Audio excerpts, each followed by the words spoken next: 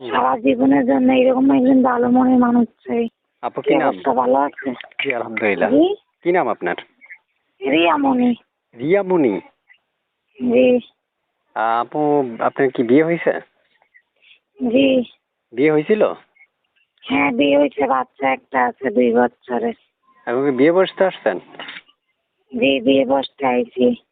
যাতে আমার বাচ্চার দায়িত্ব আমার দায়িত্ব নিতে পারে, সারা জীবনের জন্য এরকম একজন ভালো মনের মানুষ চাই। একটা ভালো মনের মানুষ চাচ্ছেন না? জি। বিয়ে বসার জন্য? জি।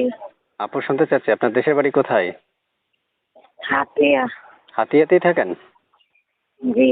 যে দর্শক শুনতে পেরেছেন কোথায় থেকে যুক্ত হয়েছে আপু, ছোট্ট চ্যানেলটা সাবস্ক্রাইব করে রাখবেন, রিকোয়েস্ট করলাম সবার কাছে।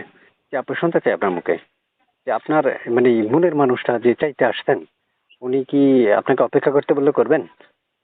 হ্যাঁ অপেক্ষা যদি করতে বলে আমি অপেক্ষা করব। কেমন বয়সী? যদি বলে বুড়ো হোক জোয়ান হোক তাতে কোনো আমার আপত্তি নেই। কেননা ভাই একটা মনে একজনকে কষ্ট দিচ্ছে, তাই না দ্বিতীয়বার আরেকজনের মনে যাতে কষ্ট পাই এই জিনিসটা আশা করি না। যাতে আরেকজনের ঘরে সারাটা জীবন ডাল ভাত চেটে খাই থাকতে পারি, এখানেতেই শুকরিয়া। আপনার আগের স্বামী কি আপনাকে ছেড়ে দিয়েছে না মরে গেছে? আগের স্বামী ভালো আছিল না ভাই, মারধর করতো, গাঁজা মদ খাইতো, এমনকি নিজের খবর নিত না, বাচ্চার খবর নিত না, তো নিজেই ডিভোর্স দিছি। আপনি ডিভোর্স দিয়েছেন? জি। ও আচ্ছা আচ্ছা। প্রিয় দর্শক শুনতে পেরেছেন আপনারা তার মুখের বিস্তারিত তথ্যগুলো। তার সাথে যদি কথা বলতে চান, স্ক্রিনে দেওয়া একটা নাম্বার থাকবে, সেই নাম্বারে যোগাযোগ করলে তার সাথে কথা বলতে পারবেন। তা আপু আর কিছু বলবেন? জি।